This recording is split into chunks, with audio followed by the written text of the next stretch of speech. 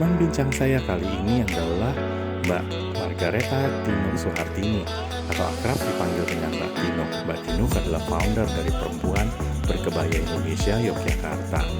Nah, apa saja sih kegiatan yang dilakukan oleh Mbak Tinuk? Tentunya bermacam-macam di sini. Selain berkebaya di setiap kesempatan dan di setiap event yang ada, mereka juga terlibat dalam pelatihan seni tari dan juga gamelan. Tapi banyak lagi hal lain yang mereka juga latih bersama seputar budaya Jawa. Yuk kita saksikan bersama apa saja yang akan diceritakan oleh Mbak Tinuk. Halo, jumpa lagi di Ngeteh bareng Deswa. Pada siang hari ini saya bertemu dengan Mbak Tinuk ya. Halo. Ini Mbak Tinuk sebelah, ya, pasti sebelah saya. Salam kenal dari Mbak Tinuk untuk teman-teman Des sekalian. Nah, Mbak Tinuk, kita lagi ada di daerah mana ini namanya ya? Ini namanya di daerah Kasongan. Kasongan. Ini tempat latihan gamelan. Juga banyak juga teman-teman yang latihan menari di sini. Ya. Ini namanya Omah Cangkem. Omah Cangkem. Miliknya Pak Pardiman. Miliknya Pak Pak Pardiman. Pardiman itu juga biasa melatih gamelan. Jadi kalau di sini bisa dapat latihan gamelan dan dapat pelatih yang oke. Wah, luar biasa banget. Tapi sayang tadi saya nyasar, jadi nggak sempet nggak lihat ya. latihannya. Padahal udah pengen banget shoot latihannya. Nah, Mbak Tinuk, boleh diceritakan sedikit awalnya berdirinya Perempuan Berkebaya begitu. Dulu mungkin tercetus idenya seperti apa, atau mungkin apakah merasakan sesuatu yang wah kayaknya kita harus yuk mulai berkebaya begitu. Monggo silakan. Ya. Awal dibentuknya komunitas ini karena memang saya dan teman-teman para pendiri itu suka memakai kebaya. Dari kecil kami semua kebetulan suka memakai kebaya. Nah, ketika kami besar kok saat itu banyak ramenya kebaya itu mau dikelain sebagai busana nasional negara tetangga. Ya, Nah, betul. saat itu rame lah, gimana nih, biasa kalau sudah punya sesuatu yang mau dikelain orang jadi pada Jadi langsung semangat untuk membara ya. jadi membara. Di antaranya kami, yuk Ya. gimana kita melakukan hal kecil supaya bisa mempengaruhi orang lain Ya. atau membuat orang lain juga sama-sama berjuang bersama-sama melestarikan kebaya supaya jangan sampai direbut oleh orang lain, karena kan memang kebaya itu busana warisan nenek moyang kita. Betul sekali. Jadi kemudian yuk kita bikin komunitas perempuan berkebaya. Saat itu ternyata sudah ada di Jakarta, namanya komunitas perempuan berkebaya. Nah, jadi kami kita bergabung aja dengan teman-teman di Jakarta, mereka kan seperjuangan dengan Ya. kita. Nah, kemudian kami berkenalan dan akhirnya sama-sama kami berjuang. Mereka dari Jakarta, saya dari Jogja. Saya membentuk komunitas perempuan berkebaya ini. Caranya pertama untuk mengumpulkan peserta itu, Ya. kami adakan workshop Ngadi Saliro dan Ngadi Busono. Oke. Nah, para alumni peserta workshop itu kami masukkan dalam WhatsApp group, Ya. dan itulah cikal bakal bentuknya komunitas perempuan berkebaya Jogja sampai sekarang. sampai sekarang ini. Wah, luar biasa sekali ya. Tapi saya berani jamin itu perjuangan itu nggak gampang. Karena kenapa? Sangat tidak Nah, gampang, ya. kan betul kan? Karena memulai sesuatu itu yang dalam notabene itu berhubungan dengan budaya itu tidak gampang. Memang harus telaten ya, pelan-pelan, setia. Nah, itu semualah itu rangkuman itu yang bisa mengumpulkan orang-orang. Yuk, mari kita bergabung bersama. Nah, kalau dihitung-hitung sudah berapa lama, Mbak Dina? Sudah dari tahun 2015 kami berdiri. Ya. Jadi berapa? 6 tahunan ya? Ya, 6 tahunan ya. Sekitar 6 tahun kami berdiri. Susah senang saya rasakan bersama teman-teman, keluar masuk tentu saja yang akhirnya terus seleksi oleh alam. Siapa yang Ya. benar-benar setia memang mau memperjuangkan kebaya itu supaya tetap Ya. dipakai, tetap dikenal oleh para Ya. perempuan. Ya, Itulah yang masuk sampai sekarang masih bersama-sama dengan saya itu ya teman-teman yang sudah dari teman-teman yang seperjuangan nih ceritanya ya. seperjuangan, Yang sama-sama sefrekuensi Betul. ingin melestarikan kebaya. Kebaya, betul. Nah, cara untuk mempromosikan kebaya itu kan bermacam-macam. Kalau cuma foto-foto gitu kan akhirnya Ya. bosen ya orang-orang. Lama-lama pun juga Ya. nanti hilang ya. Lagi pula Seperti kami itu juga ya. kalah dengan para perakawati yang tentu lebih enak dilihat. Makanya kemudian kami mempunyai banyak cara untuk mempromosikan kebaya gimana supaya mengena, supaya tetap dikenal, supaya menarik banyak Betul. orang. Betul. memakai kebaya. Betul.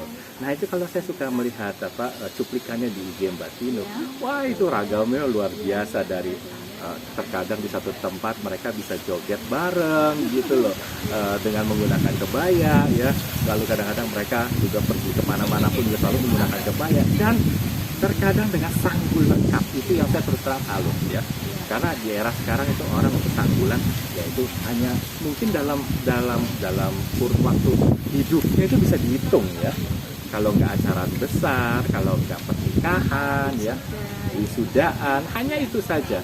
Tapi Mbak di sebelah saya ini dengan grupnya, wah kadang ayo bersanggul dan itu bersanggul lengkap. Itu luar biasa sekali, keren buat saya. Karena apa? Budaya itu kita harus lestarikan. Kalau tidak dia akan hilang ya, dilupakan begitu. Nah kegiatannya selain itu apa lagi nih yang maksudnya untuk bisa menggaet atau menarik banyak perempuan ya, terutama dalam berbusana berkebaya. Karena kalau udah pasti berkebaya pasti menggunakan jarik ya, jarik dan itu adalah batik begitu. Nah gimana? Supaya orang punya banyak kesempatan memakai kebaya itu kan harus dibuat acara. Betul. Selain pernikahan, upacara dan sebagainya yang resmi itu kan saya pikir yuk kita bikin acara supaya para perempuan tuh semakin punya banyak kesempatan untuk memakai kebaya. Misalnya kita bikin acara workshop harus memakai kebaya. Nah, acara cooking class harus memakai kebaya. Bahkan kami pernah mengadakan festival pencak silat. Waduh. Memakai kebaya kami. Pencak silat pakai kebaya. Iya kan kain ini bisa dipakai dengan berbagai cara. Betul. Jari ini kan bisa dipakai dengan berbagai cara. Betul. Nah, itu yang paling Itu kontroversial kan ya. Maka itu istimewa. Jari untuk pencak silat dan sekaligus kalau bosan memakai sanggul kan bisa ditutup pakai turban. Ya. Sekalian betul. kami mengadakan festival turban dan pencak kebaya saat itu. Waduh, luar biasa Pesertanya sekali. ada 100-an lah. Waduh, itu luar biasa sekali. Jadi pakai kebaya itu atau pakai jarik itu tidak mengekang seorang wanita, ya toh. Dia bisa melakukan apa saja, mau mungkin naik sepeda bisa, mau joget bisa. Nah, kalau dengar tadi pencak silat pun bisa. Jadi jangan macam-macam loh sama perempuan berkebaya, karena dia bisa gitu. Memakai kain ini kan banyak caranya sekarang ya. Ya. Orang semakin kreatif untuk memodifikasi pemakaian jarik. Betul. Bisa disesuaikan dengan kegiatan yang kita lakukan. Betul. Tapi juga tetap ada saat-saat tertentu kami harus pakem. Ya. Tidak boleh dilupakan memakai jarik, memakai kebaya dan bersanggul yang pakem itu tetap tidak boleh dilupakan. Maka kami berusaha untuk mengadakan berbagai acara dari yang nggak pakem, santai, funky sampai yang resmi itu kami selalu berusaha untuk mengadakan acara dan memberi kesempatan kepada para perempuan yang mungkin suka pakai kebaya tapi kapan ya pakainya. Itu dulu sebelum pandemi kami sering mengadakan acara yang kami buka untuk umum. Ya. Tapi karena pandemi ini kan Memang terbatas lagi, ya. Jadi dengan inovasi-inovasi yang tadi dikatakan oleh Mbak Tino sendiri, itu membuat perempuan berkebaya itu tidak melulu yang itu-itu saja, tapi memang tetap diperlukan yang pakemnya. Karena apa? Kalau pakemnya itu memang harus dijaga terus. Inovasi itu bisa berkembang dari masa ke masa. Nah, pakemnya ini memang kita harus jaga supaya tidak punah, begitu. Tetap harus tahu bahwa pakemnya itu seperti ini misalnya, atau misalnya kainnya ini untuk pernikahan seperti ini, seperti dodol dawet itu ada sendiri lagi gitu loh kainnya. Jadi itu bermacam-macam sekali dan itu harus tetap dipelihara supaya generasi selanjutnya itu mengerti bahwa yang dipakai itu seperti itu ya dulu ya, dan itu ada artinya. Inovasi monggo silahkan berjalan, karena balik lagi namanya perkembangan zaman itu kita harus ikuti ya. Jadi kadang-kadang motif batik pun terlihat modern tapi tidak meninggalkan pakem aslinya, yaitu batik yang dibuat secara kearifan lokal. Jadi bukannya tekstil motif batik ya, bukan seperti itu. Nah, ini luar biasa sekali. Siang ini saya benar-benar bisa mengunjungi Mbak Tinuk di sini. Tempatnya agak jauh sih sebenarnya. Saya sempat nyasar masuknya ke sini, tapi itu luar biasa sekali, dan saya harapkan perempuan berkebaya Yogyakarta terus menampilkan sesuatu yang baru dengan berkebaya. Terima kasih banyak Mbak Tino Terima kasih, Mas atas Dev. waktunya, sudah bisa ngobrol bareng di Ngeteh bareng Devca pada siang hari ini. Terima Semoga kasih kebaya banyak. tetap lestari, Kebaya tetap lestari, semodern apapun zaman, jangan lupakan tradisi. ya, dan selalu tetap menggunakan busana nasional ataupun busana-busana tradisional dari kota-kota lain dimanapun Anda berada. Sampai jumpa di episode selanjutnya hanya di Ngeteh bareng Devca.